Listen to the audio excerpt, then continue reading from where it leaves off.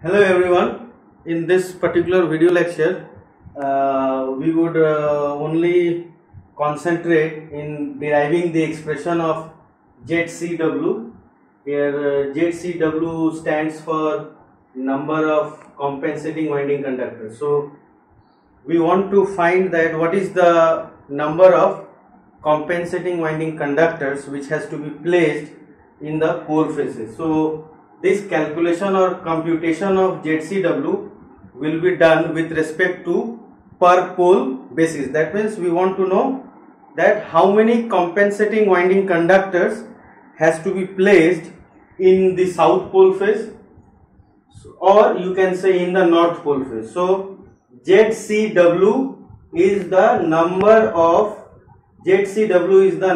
of compensating winding conductors which are fitted in each of the main field pole. That means ZCW number of conductors will be there in the pole face of south pole. Again, ZCW number of compensating winding conductors will be placed in the pole face of the north pole face. So this ZCW is the number of compensating winding conductors placed in each pole. So before we derive, let us once more recapitulate in case we have not been able to remember, is that the function of these conductors which are embedded in the pole face, or the function of these conductors which are embedded in the pole shoe or pole face, which is known by the name of compensating winding conductors, is to take care of the magnetomotive force of armature conductors under the pole faces only. For example, you can consider this south pole. So in this particular south pole, you will find that armature conductors named as 2, 3, 4, 5, armature conductors named as 2, 3, 4, 5, they are under the influence of south pole phase. So these 4 armature conductors in this particular example named as 2, 3, 4, 5, you will find that they are carrying dot current, and this dot current carried by the armature conductors 2, 3, 4, 5 can be verified by applying Fleming's right hand rule, because we have assumed here generating action. You can see here G is written. So here G stands for generating action, and this arrow indicates the direction of rotation of the armature. That means we are assuming that there is a prime mover, and that prime mover shaft is mechanically coupled with the shaft of the armature of this DC generator, and it is driving. That means the prime mover is driving the armature core in clockwise direction, and it is working as a generator. So by applying Fleming's right hand rule, you can easily find out that EMF induced in these armature conductors, which are named as 2, 3, 4, 5, at this particular moment will be given by dot. Of course, the thing is rotating, the armature core is rotating. So after some time, the armature conductor 5, 4, 3, 2, it will move to this position, then this position, then this. So at this particular moment, or if you take a snapshot of the DC machine, so at that particular moment, the armature conductors named as 2, 3, 4, 5, they are having dot current, because for south pole, the lines of flux will enter the pole face. So the right hand index finger is pointing towards the south pole face, and the tangential velocity for the conductor 3, 4, they will be from left to right. So thumb is from left to right. So the middle finger is pointing you the EMF induced polarity for the conductors 2, 3, 4, 5. So you see it is pointing out of the board, that's why it is dot. In a similar way, you can find out for conductors 2 dash, 3 dash, 4 dash, 5 dash, it will be cross. And of course these 4 conductors named as 2 dash, 3 dash, 4 dash, 5 dash, they are under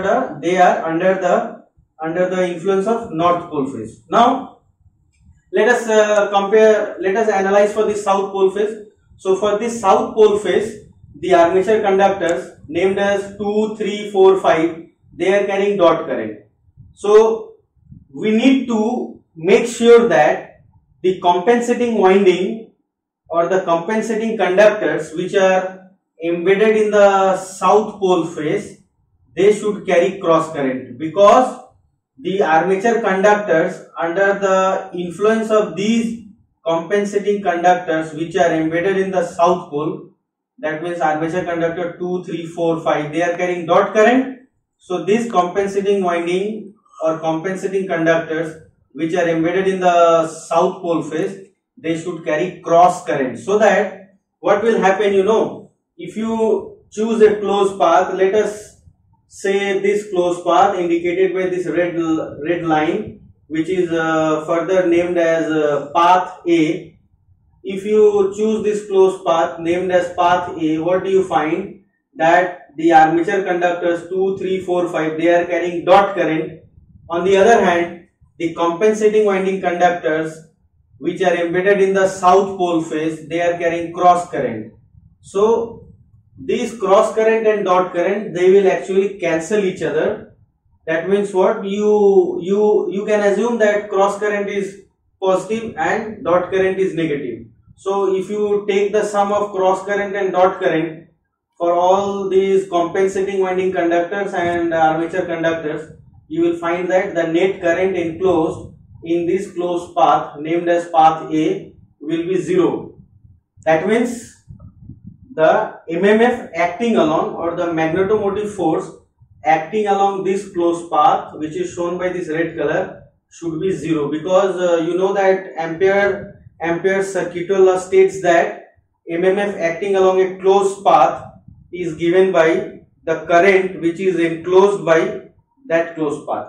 So in this particular case, if you consider path A, then the current enclosed by this closed path, if it is 0, because armature conductors are carrying dot current and compensating winding conductors are made to carry cross current. So the net current enclosed in this path will be 0. So that means the MMF acting along this closed path will be 0. So you can expect that there will not be any magnetic lines of flux due to the armature conductors 2, 3, 4, 5 from this south pole phase. That means for this south pole phase, you can expect that the armature conductors 2, 3, 4, 5, they will not contribute any magnetic lines of flux, because the armature conductor ampere turns or the armature conductor MMF is being cancelled by the MMF of the compensating winding conductors. So the armature flux, they are not going to enter or leave the south pole phase. So what advantage you get if the armature flux is neither going to enter or leave the south pole phase, because the armature flux is being opposed by the flux of these compensating winding conductors? You can expect that there will not be any distortion of the distortion of the main field flux, that is phi f, because under normal circumstances, what do you expect? That from this north pole phase, magnetic lines of flux will leave, it will cross the air gap, it will enter the armature core, again it will leave the armature core, again it will cross the air gap, and it will enter the south pole phase, and from south pole phase it will return back through the yoke portion. From the south pole phase it will return back to the yoke portion. So if you let me indicate by one lines of flux so that you can get an idea. We should be very much careful regarding drawing these magnetic lines of flux, keeping in mind that magnetic lines of flux do not intersect with each other. So magnetic lines of flux, they do not intersect with each other. So this is one magnetic lines of flux. This is just symbolically I am trying to represent. Symbolically I am trying to represent. So you see, this is one typical path. Magnetic lines of flux are leaving the north pole phase. It is crossing the air gap here, then entering the armature core, again crossing the air gap here and entering the south pole phase. So you see, magnetic lines of flux are entering the south pole phase and of course it is returning through the yoke portion. Of course these are returning through the yoke portion, isn't it? So these are returning through the yoke portion. We should be careful in taking a note that inside the magnet, the lines of flux are from south to north. So if this yoke portion and this south pole face and north pole face, if this is your magnet, so what is your magnet? Our magnet is comprising of this north pole and south pole as well as the yoke portion. Then you see that magnetic lines of flux, they are from north pole to south pole outside the magnet, because this armature core is not a part of the field flux magnetic circuit. So I mean to say, it's not a part means this thing is separate from this, because there is a air gap between the south pole and the south pole and the armature core, and north pole and the armature core. So now you see the magnetic lines of flux, they are leaving the north pole phase, they are entering the south pole phase. So what is our basic idea? Our basic idea is that we don't want the armature flux, to distort the flux distribution of the main poles. That is our over here, this north pole is a part of the main pole, and this south pole is also a part of the main pole, whereas this south pole and north pole are the interpoles. So we usually designate this north pole and this south pole.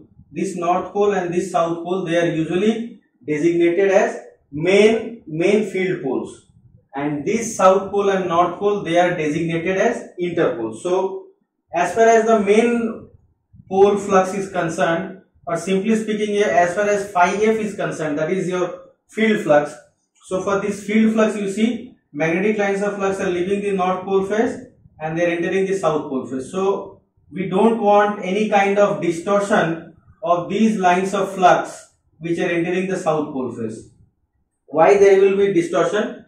If you allow the magnetic lines of flux to enter the south pole phase, if you allow the magnetic lines of flux to enter the south pole phase, in that case you will expect that there will be some distortion. Distortion means non-uniform distribution. Say for this particular case, this is a generating case. This half will be the leading pole tip, or rather this point of the south pole will be termed as leading pole tip, and this point of the south pole will be termed as trailing pole tip. Likewise here, this point of the north pole will be termed as leading pole tip, and this point of the north pole will be termed as trailing pole tip.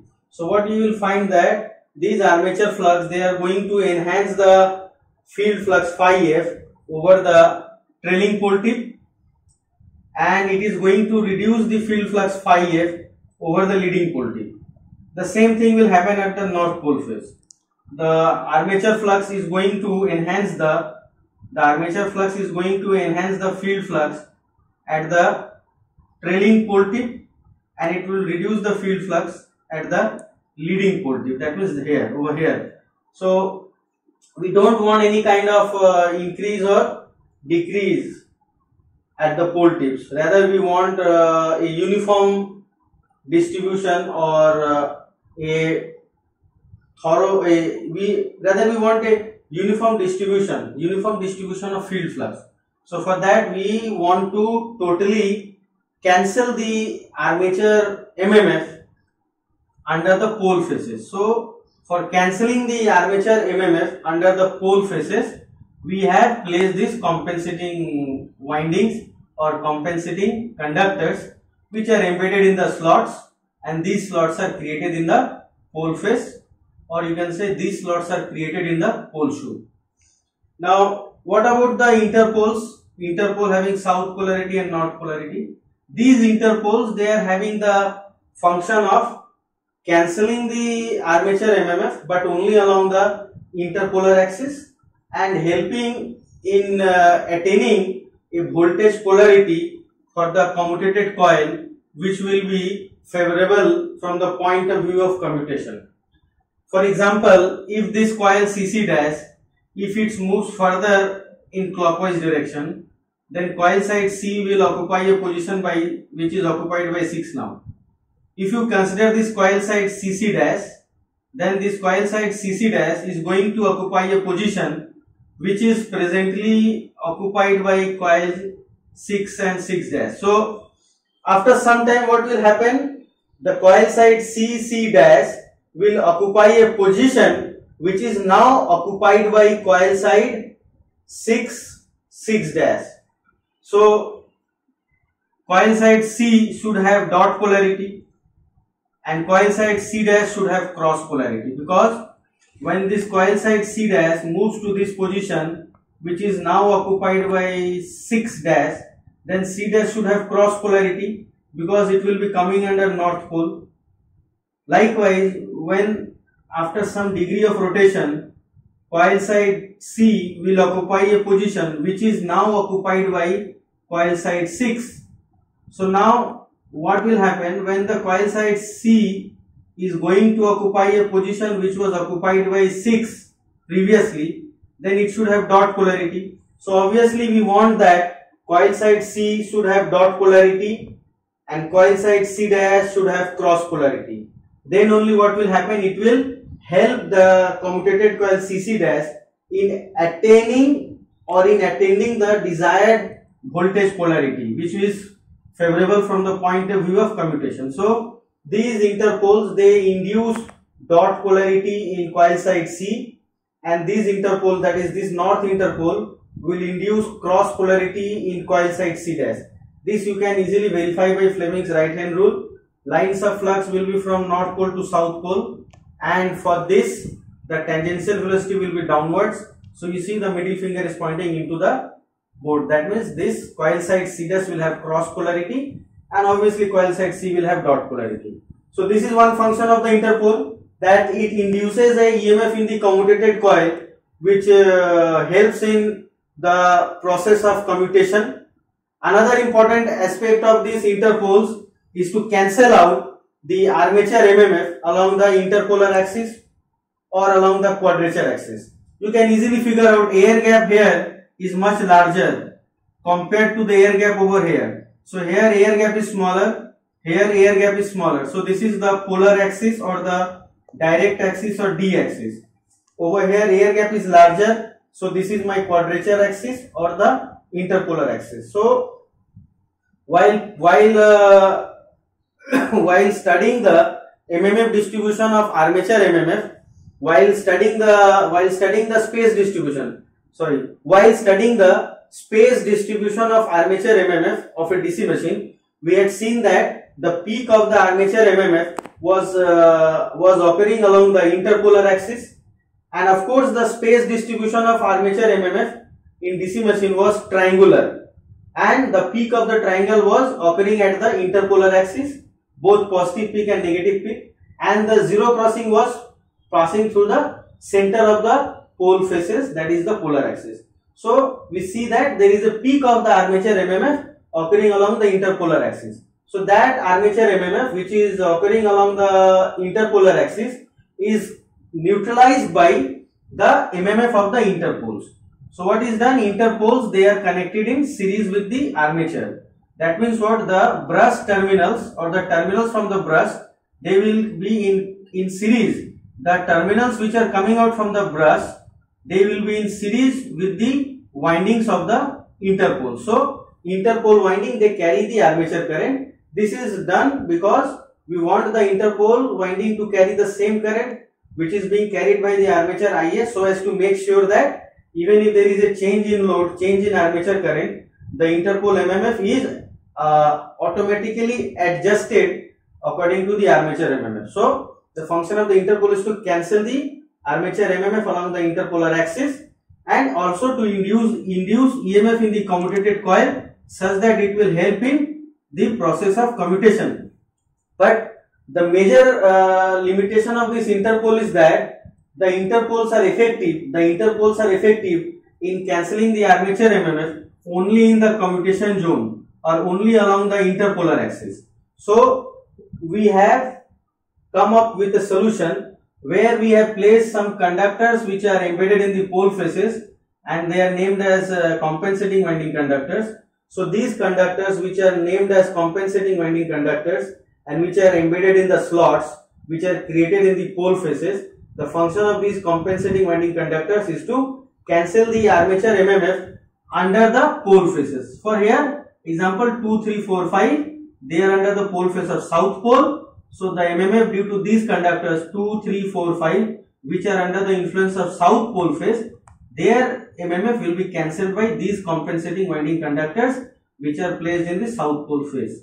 So I have actually drawn a diagram which you can have a look. Just only need to look at the diagram. So this particular diagram is you can read over. Is written flux due to current carried by compensating winding. So these compensating winding which are placed in the south pole face, they will have cross current polarity because the armature conductors under the influence of south pole, they are having dot polarity.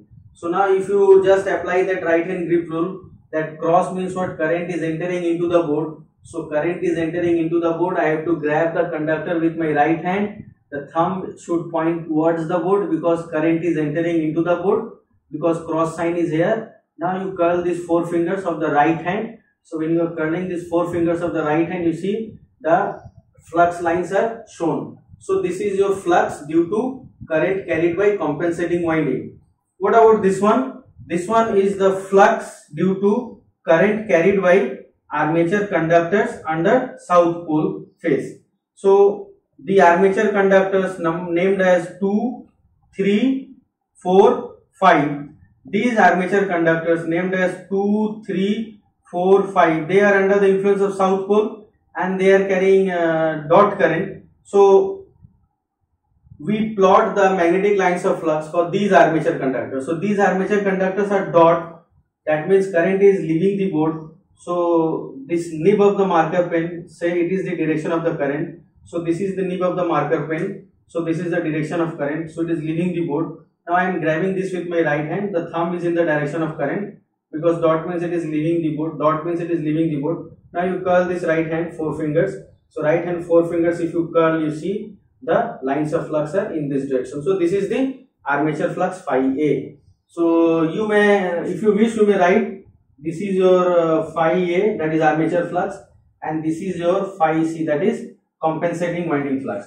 And of course this direction of rotation is assumed in this clockwise direction, and this is your generating action. So it is the same thing. This diagram is actually drawn over here. So you must have noticed that this south pole is indicated here, this north pole is not indicated here, this north pole is not indicated here. Further, the interpoles south and north pole are also not indicated here. Just we are indicating the south pole face over here for clarity. So now you can simply compare the direction of the lines of flux of phi A and phi C in the south pole face. So phi C is from left to right in the south pole face, whereas phi A is from right to left in the south pole face. So you see that armature flux will be cancelled by the compensating winding flux. Now, what should I say? A common question can come up in the mind of the observer that if there is a change in the load, then armature current will change, and if armature current changes, then the MMF of the armature conductors under this south pole face, say for armature conductor 2, 3, 4, 5, that will also change. So in that case, how it is ensured that the MMF of the compensating winding, it will cancel the MMF of the armature conductors. So for that purpose, we should remember that the compensating winding, they are also connected in series with the armature. That means the terminals which are coming out from the brush, that means current IA, the terminals coming out from the brush of the DC machine, they will be connected in series. They will be connected in series with the compensating winding conductors. So the current carried by the compensating winding conductors is actually IA, that is armature current, because from the brush terminal of the DC machine, either the armature current IA will leave or enter. So you are connecting the terminals which are coming out from the brush in series with the compensating winding conductors. So these compensating winding conductors, they carry armature current IA because the compensating winding conductors are connected in series with the armature. That means whatever terminals are coming out from the brush, those terminals are connected with the compensating winding conductors. So we got to know that the compensating winding conductors, they carry armature current. So if there is a change in load, so there will be change in armature current.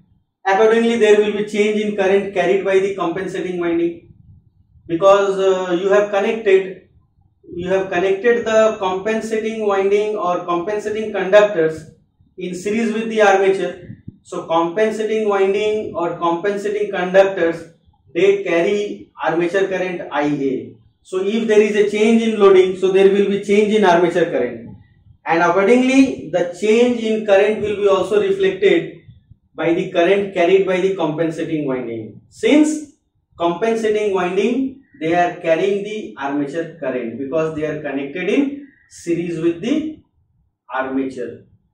Now, one point needs to be noted is that current carried by these armature conductors 2, 3, 4, 5, these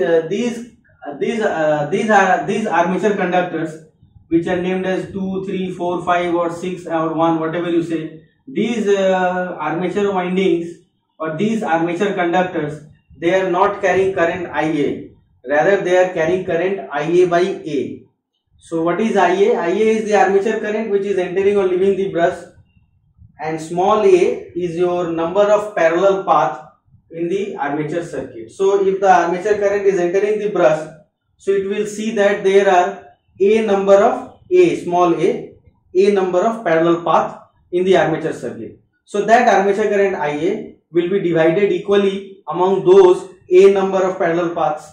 So if the armature current IA is getting divided into a number of parallel paths in the armature circuit, then current through each parallel path is obviously IA by A, because you have armature current IA entering the brush, and it is seeing that the armature current is seeing that there are a number of number of parallel path which are there. So it will divide equally among those a number of parallel path, because the resistance of each of the parallel path is made to be same or equal. So current will divide equally among those a number of parallel paths. So current in each parallel path is given by IA by A. That means current carried by each armature conductor is given by IA by A. So current carried by each armature conductor is IA by A, whereas current carried by the compensating winding conductors is IA, that is armature current. So we need to calculate accordingly.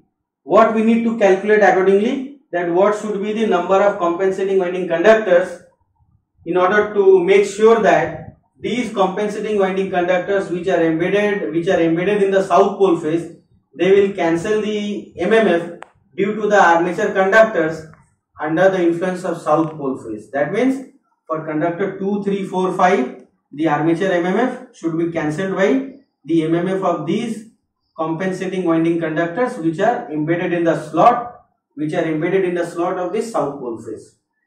So we will try to find out the expression of ZCW, that is the compensating winding conductors, rather the number of compensating winding conductors. But before we start upon that derivation, let us make ourselves familiar with this particular definition, the definition of pole pitch.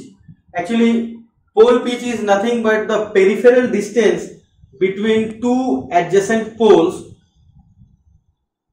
So what is your pole pitch? Pole pitch is the peripheral distance between two adjacent poles.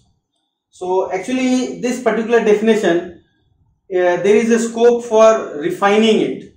What kind of refining we are expecting? We can define in this way, that pole pitch is the peripheral distance between two identical points on two adjacent poles. So what we are talking about? We are talking about the peripheral distance between two identical points between two adjacent poles. Let's take this example. So this is my south pole, this is my north pole. So this south and north pole, they are the adjacent pole in this case. So identical points means what? If I am taking the center of the south pole, then I should take center of the north pole also. So this particular peripheral distance, that is from the middle of the south pole to the middle of the north pole, which is just adjacent to this south pole, this distance will be known as one pole pitch. If you take let's say the left pole tip of south pole, that means if I am taking this point, which is the left pole tip of south pole, then I will measure the peripheral distance between the left pole tip of south pole to this pole tip of the north pole, that means this particular point. So the thing is that I have to choose identical points. I have to choose identical points between adjacent poles.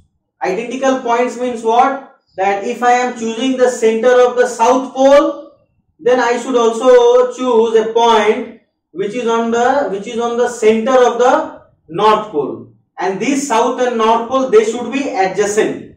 This south and north pole, they should be adjacent. So the peripheral distance between these two identical points, let's say the middle of south pole and middle of north pole, and these south and north pole, they have to be adjacent poles. They have to be adjacent poles. So in that case, that distance will be known as one pole pitch.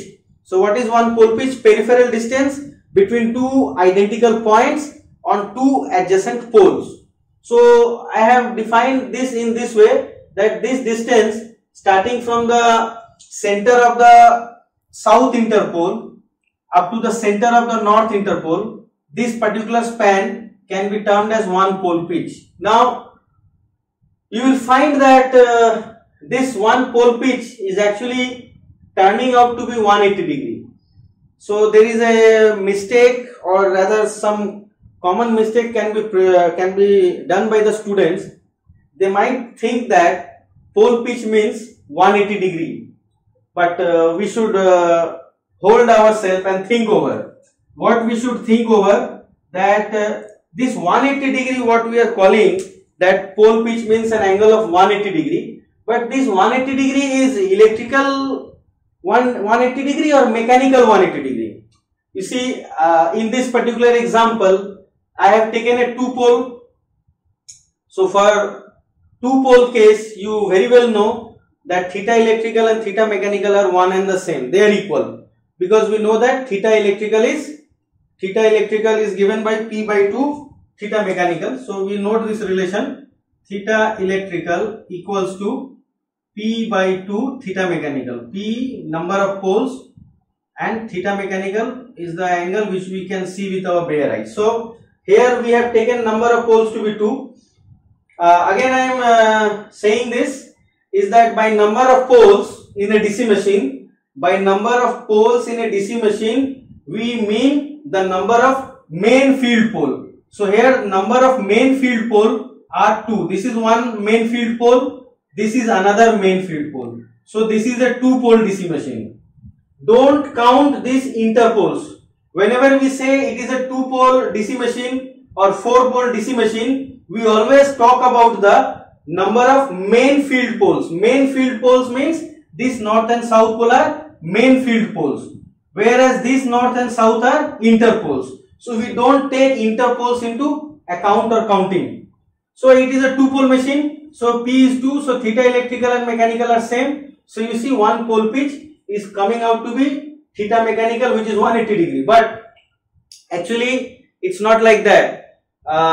You just need to keep in mind very clearly that one pole pitch means a electrical degree of 180 degree. That means theta electrical should be 180. So if the distance is theta electrical is 180 degree, theta electrical should be 180 degree. That is one pole pitch. So in that particular case, you might think that what is the definition of one pole pitch in case the number of poles are 4. So in case the number of poles are 4, you can have something like this. You can have this kind of structure. So this is a 4 pole machine. So this is a north pole, this is south pole, this is again north and south. This is what what is there in heteropolar construction. Heteropolar construction means if you move along the periphery of the DC machine, if you move along the periphery of the DC machine, you will see north and south pole alternately. That is north, south, north, south. So you will see north and south pole alternately along the periphery if you move. So you see in this particular example, what is one pole pitch? In this particular example, one pole pitch is the nothing but, as per definition, peripheral distance between two identical points on two adjacent poles. So what are the two adjacent poles? Say this is north and south. So these are my adjacent poles. These north and south are adjacent poles. Now I should take identical point. That means if I am taking the center of the north pole, then I should take the center of the south pole. So this particular distance will be known as one pole pitch. So you see this angle is how much? 90 degree. So mechanically it is 90 degree, but electrically it is how much? 180. Because if you put theta mechanical as 90 degree in this relation, and here P is what? Number of poles. So number of poles is definitely 4 here. So you will find that theta electrically is coming as 180 degree. So it is now established that one pole pitch means an electrical degree of 180 degree. One pole pitch means an electrical degree of 180 degree. However, in this case, this thing is your one pole pitch. This is your one pole pitch. So you see, this distance is what? Peripheral distance between two adjacent poles. That means between north and south pole which are adjacent, and the point is taken which are identical. Means center of north pole, then I should take center of south pole. Center of north pole, then I should take center of south pole. So this peripheral distance between two identical points on two adjacent poles is known as one pole pitch. But mechanically you can see this angle is 90 degree. So you put theta mechanical 90 over here, and for P you put 4, you will get theta electrical as 180 degree. So that's what I was saying, that pole pitch means electrical degree of 180 degree. Now let us now think of a way by which we can derive it. Okay, so while we derive it, these things should be kept in our mind. So when we are deriving it, what is that we need to derive? We need to derive an expression of ZCW. What is ZCW? ZCW is the number of compensating winding conductors in each pole phase. That's the point we need to remember, that ZCW is the number of compensating winding conductors in each pole phase. So let me write it, each pole phase, so that it's there, each pole phase. It's not the total thing, it's here, each pole phase. So ZCW is the compensating winding conductors on each pole phase. Okay. Now let us do one thing, that you see here we have defined the pole pitch. Pole pitch means what? Pole pitch means theta electrical is 180 degree. Theta electrical is 180 degree. Since we are taking number of poles to be 2, so we are spared from the confusion of theta mechanical and theta electrical, because number of poles 2 means they are same. Anyway, theta electrical is 180 degree, electrical, it means what? One pole pitch. Theta electrical 180 degree means one pole pitch.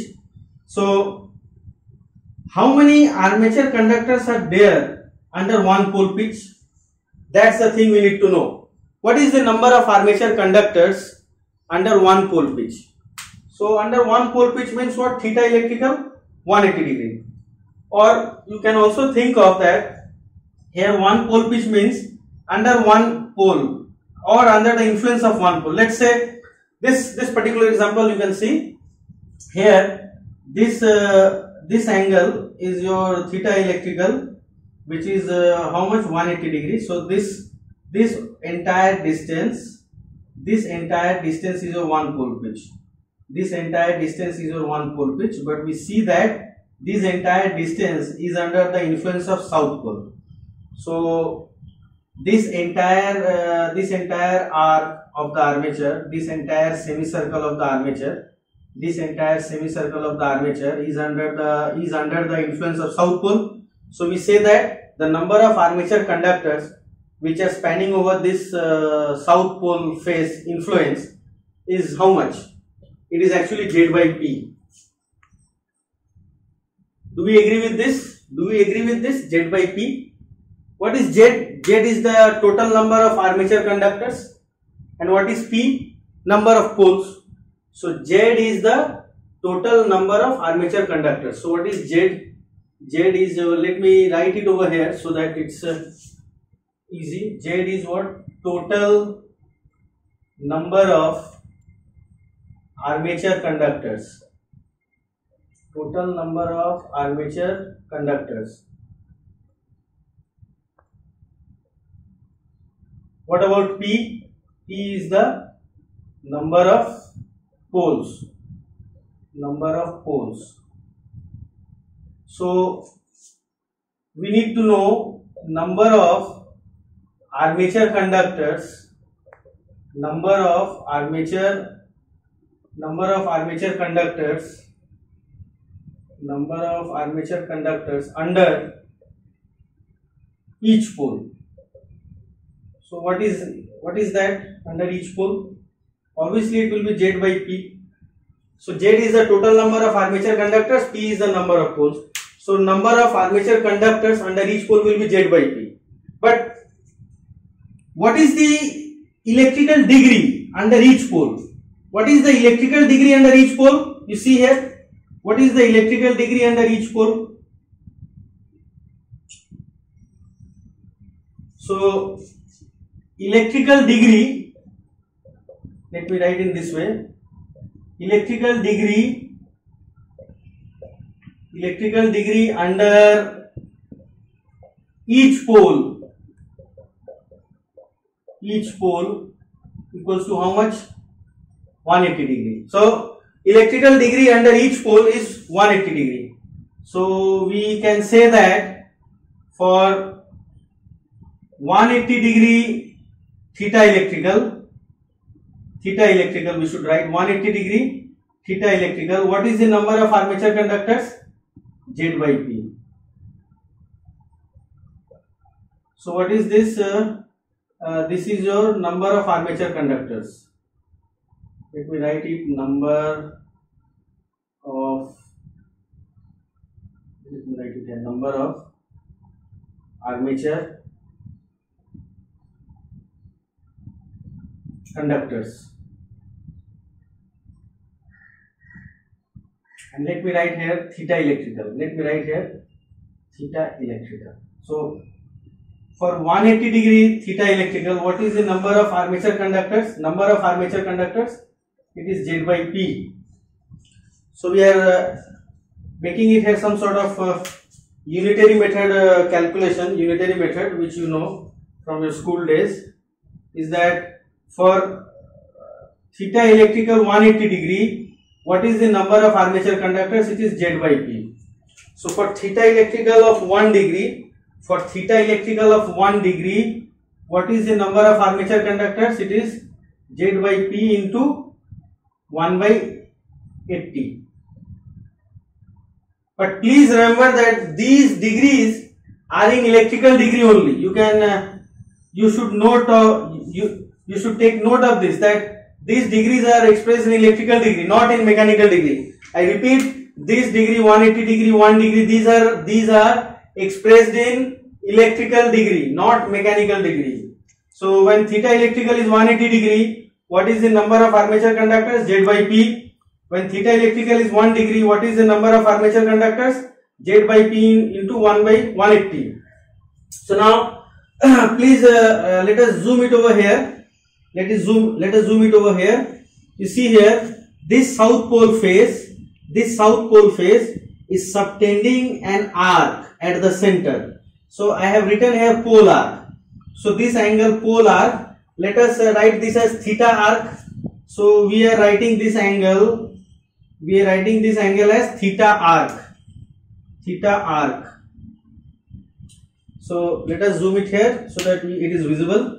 So this south pole face is subtending an angle at the center, which is written as theta arc. So what is theta arc? Theta arc is how much?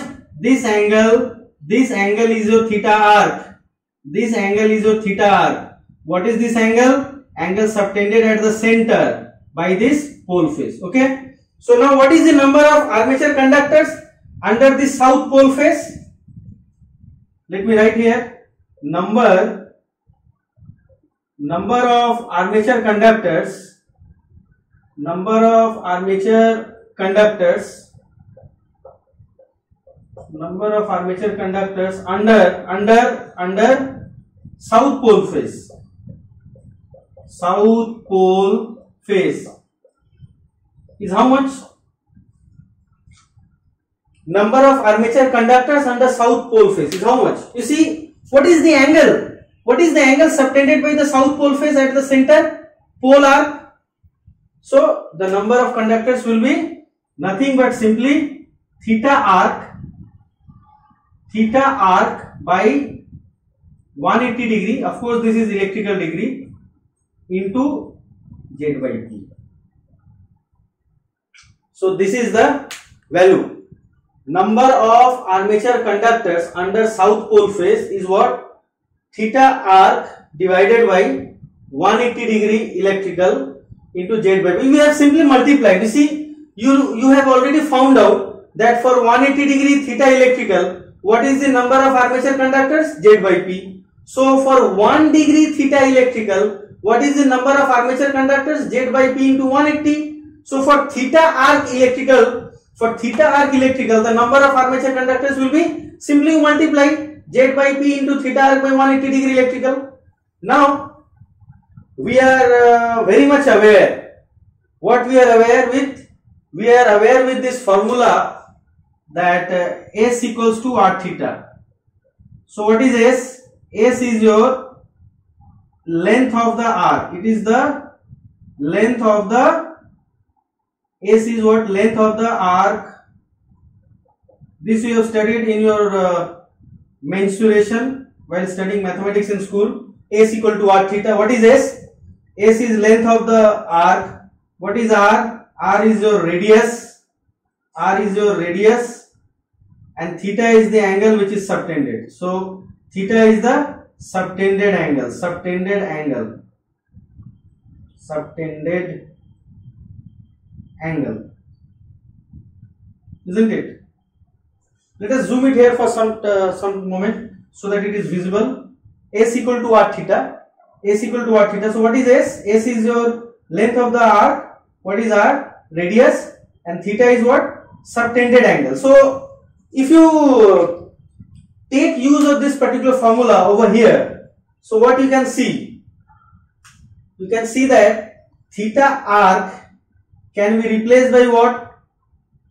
S by R. S by R means what? Theta is what? Theta is S by R, na? Because S equal to what? Theta. So theta is S by R. So we can write for theta arc what? S by R. What is R here actually? Here R is nothing but the radius of the armature core. Or you can, if you want to be precise, then you can take radius over the air gap length. That means this radius, let me indicate with some color so that it's visible. This theta will be like this. You follow this black line. So this black line, it is this black line is passing through the middle of the air gap. Okay. So this is the mean radius. Okay. So this radius R can be thought of as the radius of this thing. Okay. So this is R. This thing is R. Starting from the center of the armature core up to the middle of the air gap. So this entire thing is your R. That is the radius. So radius is starting from where? Center of the armature core and middle of the air gap. So this mean radius is R. And what is S? S is the length of the arc. So theta arc can be replaced by what? Theta arc can be replaced by obviously this pole arc divided by R from this relation, S equal to R theta, and theta and this 180 degree can be replaced by what? Pole arc subtended by this 180 degree. So what is the peripheral distance over this 180 degree? It is actually pole pitch, which we have said in the beginning itself. That what is pole pitch? Pole pitch is the peripheral distance between two adjacent poles, and those 2 points should be identical points. So here this particular line is nothing but one pole pitch. So we are going to replace this theta arc and theta 180 degree electrical by the length of the arc. Let us write it over here. Let me write it over here. What I am actually going to write here is that theta arc is nothing but it is given by this relation S by R. So what is S? S is nothing but the length of the arc, that is pole arc, by mean radius. Mean radius. This mean radius is defined in this diagram over here. Let us write R for this mean radius. So I am going to write R for this mean radius. Let me write it clearly. So this is R. So now theta R can be written as what? Theta R can be written as pole arc divided by small r. Now likewise this 180 degree electrical, it can be written as what? The same formula, theta equal to S by R. So 180 degree electrical means what? One pole pitch. So you may write here pole pitch. Let me write it here. 180 degree electrical is nothing but one pole pitch divided by R. You see, in the beginning itself we have defined pole pitch, peripheral distance. So if you take middle of this south pole and middle of this north pole, so the peripheral distance is this thing, one pole pitch, and how much angle is subtended by this arc? This arc is subtending an angle of 180 degree at the center. So that is what pole pitch by R. So you just substitute the value of theta arc and 180 degree electrical in this expression. So theta arc will be replaced by pole arc by mean radius, and 180 degree electrical will be replaced by pole pitch by mean radius. So this R will get cancelled and ultimately you get pole arc by pole pitch and multiplied by Z by P. So this is the number of armature conductors under the south pole face or any pole face. So let us write that. So what we are going to write here? We are going to write here is that the number of armature conductors under each pole face is given by this expression. Let me write it. Number of armature conductors, number of armature conductors, number of armature conductors under each pole face,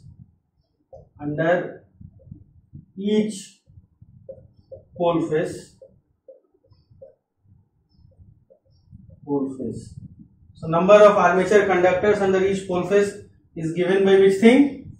Theta arc by 180 degree electrical, but theta arc is replaced by pole arc by mean radius R, and theta 180 degree electrical is replaced by pole pitch by R. So ultimately you get pole arc by pole pitch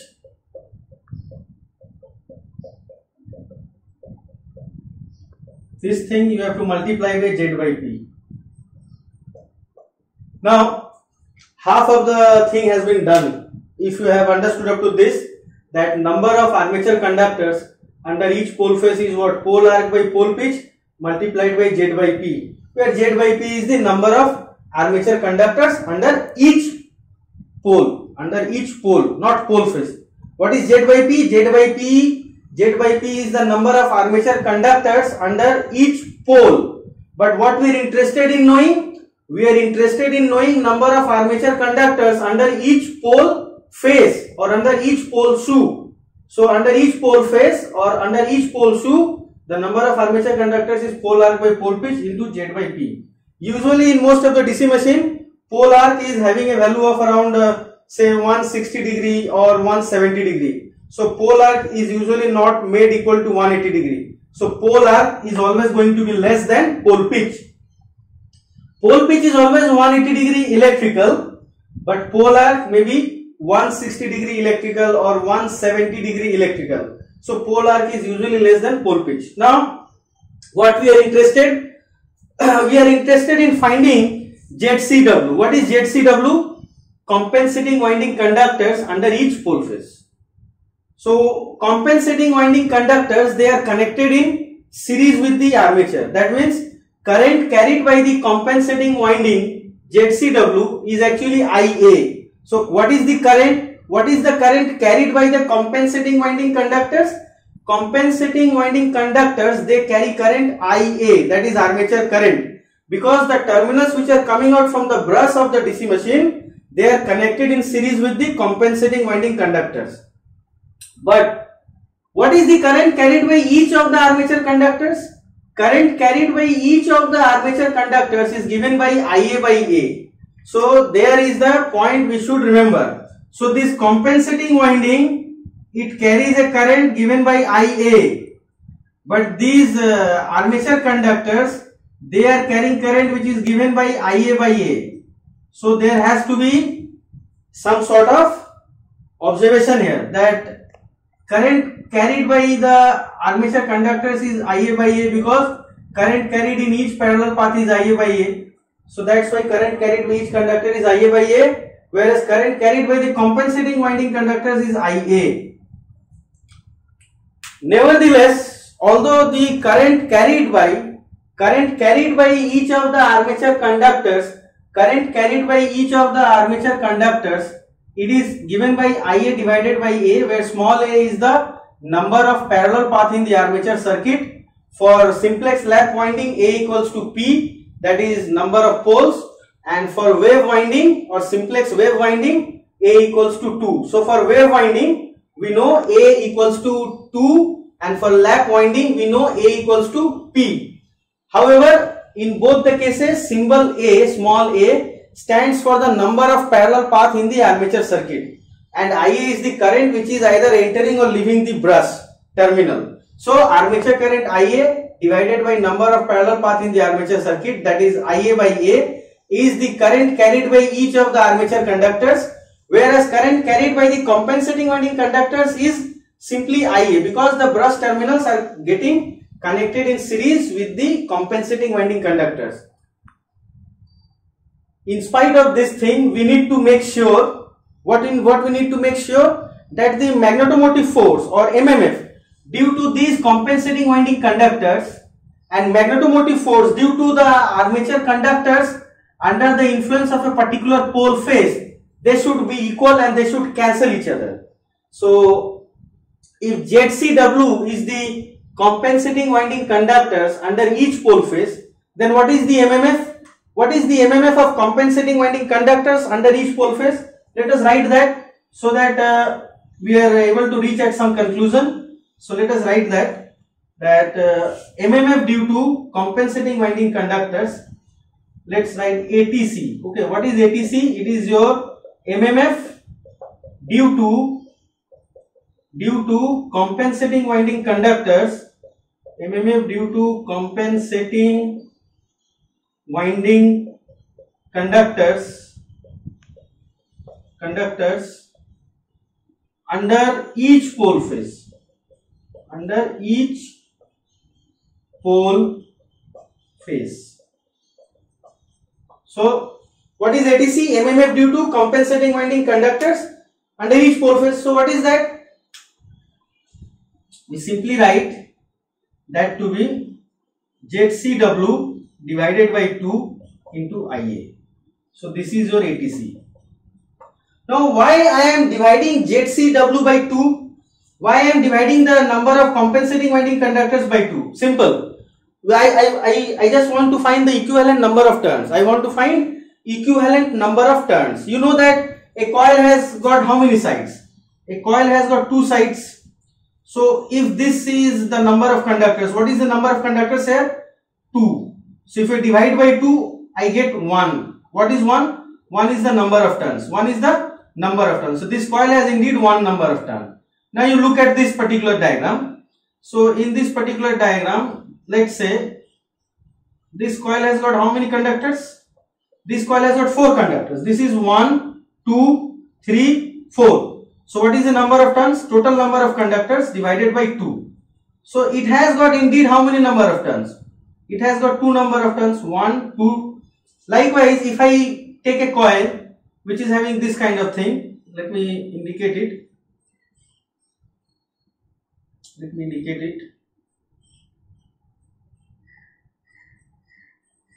So what is the number of conductors here? 1, 2, 3, 4, 5, 6. So total number of conductors is 6, and a coil has got 2 sides. This is one side, this is another side. So divide by 2. What do you get? 3. So what is the number of turns? 1, 2, 3. So that's why you see that if you want to find equivalent number of turns, then you divide the number of conductors by 2. So ZCW is the total number of compensating winding conductors under each pole phase. So I am dividing ZCW by 2. So I get the equivalent number of turns. So ZCW by 2 into Ia, that is number of turns into Ia, is the MMF. ZCW by 2 is the number of turns actually, because we have divided the number of conductors by 2. So we get equivalent number of turns. So N into I is MMF. Likewise, for finding the MMF due to the number of armature conductors under each pole phase, we have to multiply by what? Number of turns into current. So what is the current carried by each conductor? Ia by A. So I need to write it here in this way. MMF due to, let me write it over here. What is the MMF due to the armature conductors under each pole phase? So we are writing MMF due to armature conductors under each pole phase. So we are not taking about under each pole, rather we are using the word under each pole phase. Each pole phase is given by what? Current carried by each conductor is what? Current carried by each conductor is simply Ia by A. Then you multiply by equivalent number of turns. So what is equivalent number of turns? You have to divide by 2, na? So I will divide what? First let me write it here, pole arc by pole pitch,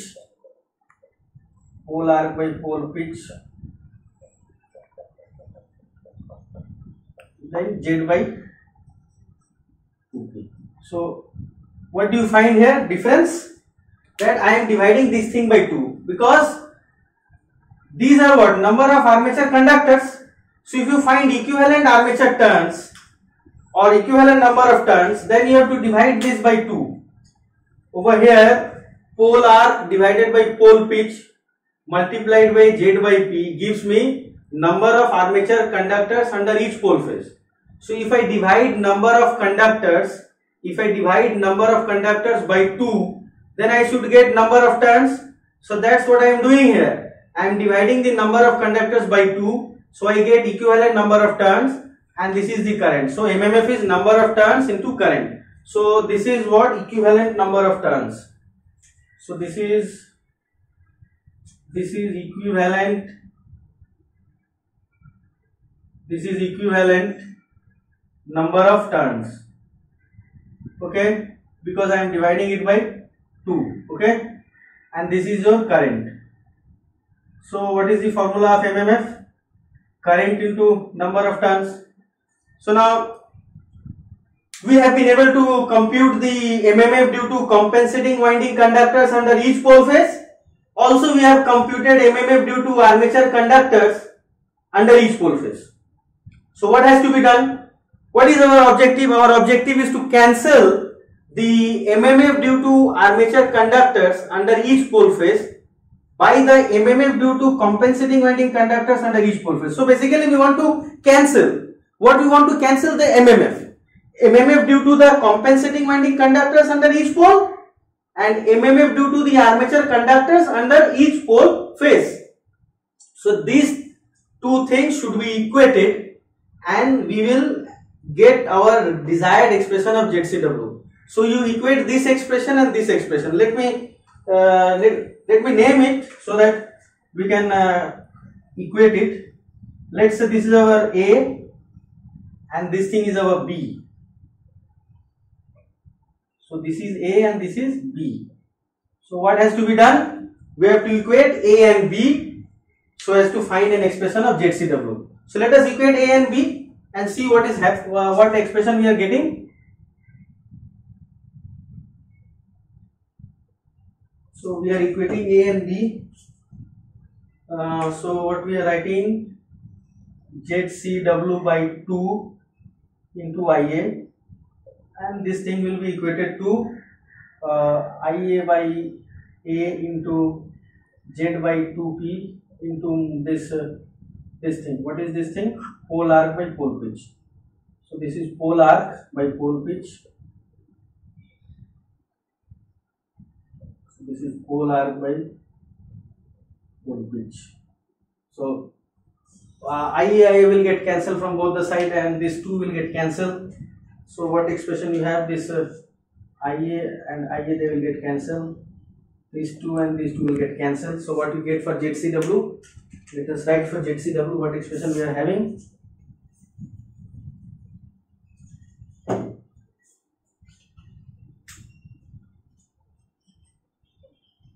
ZCW is given by pole arc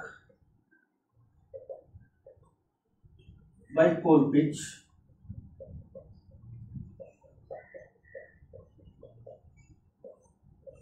ZCW is given by pole arc by pole pitch multiplied by Z by AP. So ZCW equals to IA getting cancelled, 2 getting cancelled.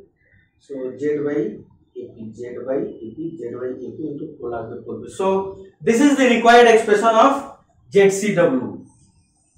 ZCW equals to pole arc by pole pitch multiplied by Z by AP, where A is the number of parallel path in the armature circuit. For lap connected winding, A is P, A equals to P, and for wave connected winding, A equals to 2. And P is the number of poles, Z is the total number of armature conductors. So while deriving this, I have made an assumption which is actually valid also. I have assumed that the armature conductor Z is uniformly distributed throughout the armature periphery. So this is my armature periphery. So throughout this armature periphery, the total number of armature conductors Z is uniformly distributed. What I have assumed, that the number of armature conductors Z over the armature periphery is uniformly distributed. That means if you take the number of armature conductors between two arc, let's say I am taking one arc here and equal length arc I am taking over here. So I am taking how many arc? I am taking 2 arcs. One arc is taken over here, another arc is taken over here. So the number of armature conductors in this arc and the number of armature conductors in this arc, they will be equal if the number of conductors Z is uniformly distributed throughout the armature periphery. Now, one thing I would like to discuss with you, a little thing, is that if you say that phi is the flux per pole due to the main field pole. So what is phi? I am actually going to write. Let me erase this so that it is easier for us to write. Let us erase this. This I am leaving it, the expression which we have derived it. So what I am writing here is that phi is what? Flux per pole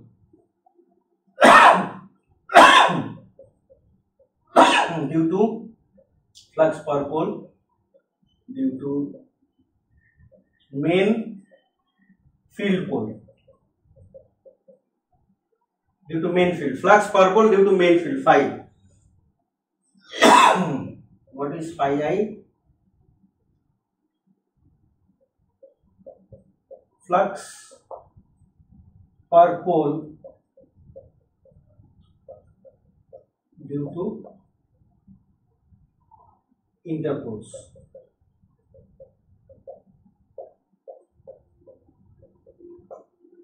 So why I am writing this you will get to know shortly. So what is phi? Flux per pole due to main field. Due to main field means this north and south pole, and flux per pole due to interpoles is this one, phi I. So now what I am asking is that what is the value of flux through this yoke portion? You see, this yoke portion is divided into 4 quadrants. This is one quadrant. So in this quadrant you will see that it is flux here is given by phi plus phi I divided by 2 in this case. Likewise in this case also the flux will be given by phi plus phi I by 2. Okay. Now what about this quadrant? In this quadrant you see flux will be given by phi minus phi I divided by 2. This will be phi minus phi I, and likewise here also you will find that in this quadrant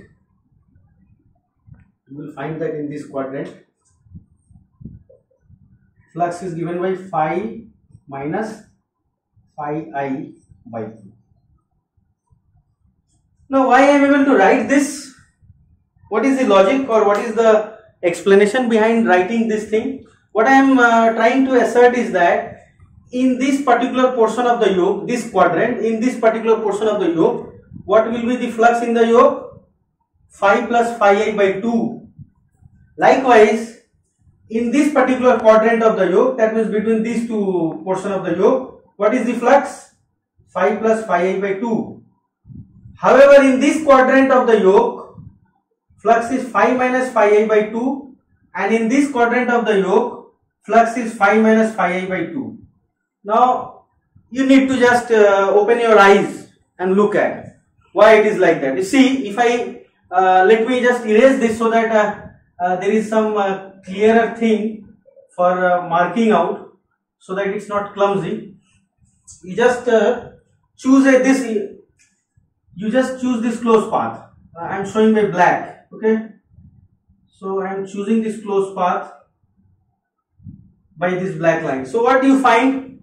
This is cross, this is cross. So both are getting added up. So that's why here phi plus phi I are getting added up. What is phi? Flux due to the main poles. And what is phi I? Flux due to the interpole. So you see, if you take this particular path, let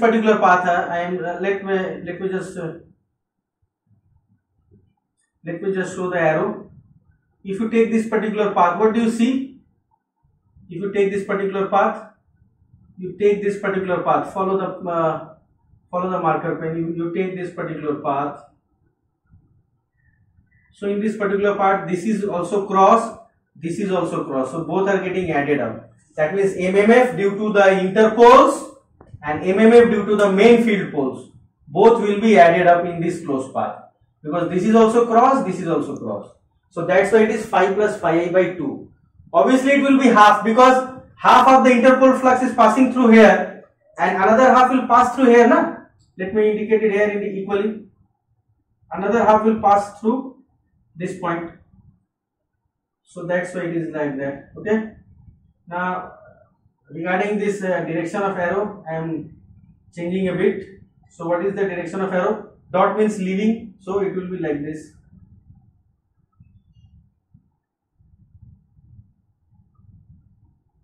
So you see here, you just look in this particular loop. This particular loop, you please look. You see, you just look in this particular loop. What do you see in this particular loop?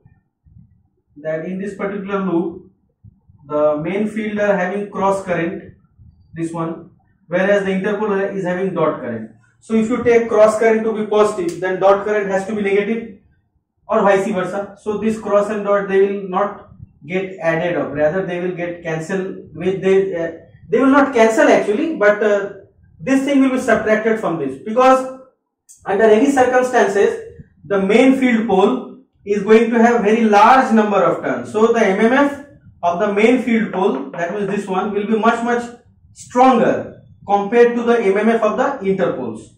So you will see that in this particular quadrant they are getting subtracted. So that's why here flux is phi minus phi I by 2, because they are not aiding each other, they are actually opposing each other. MMF of the main field pole is cross current in this particular loop, and due to the interpole winding the current is dot in this particular loop, so they will cancel each other. Okay. So what do you find that in this particular loop, the current due to the main field coils is cross and current due to the interpole windings is dot, so they will not add up, they will actually subtract. Actually interpole MMF is not stronger. The main field pole MMF, the main field pole MMF is much stronger than the MMF of the interpole. So net effect will be this only, cross only. So that means what? It will be like this. It will be getting subtracted here. Okay. It will getting subtracted here. So it will be like that. So here we should again check about the arrow. What should be the direction of the arrow? Lines of flux.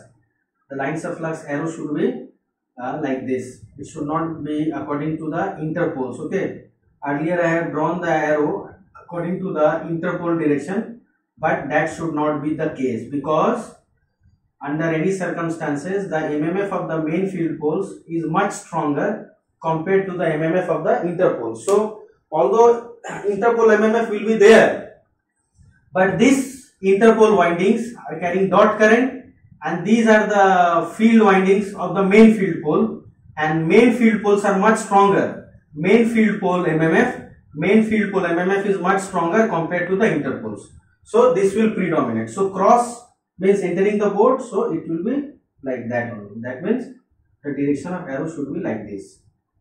So if you are saying, if you are going to tell like that, then obviously here what do you find, that there will be a subtraction. Phi, from phi what will be subtracted? Phi I, because this north pole will try to create a flux in this direction, this north interpole will try to create a flux in this direction, so that will be subtracted from this, so it will be phi minus phi I by 2. Cross means entering, it's that thing. Okay, so similar kind of argument can be given for this quadrant and this quadrant. So let it be up to this point of discussion. Thank you.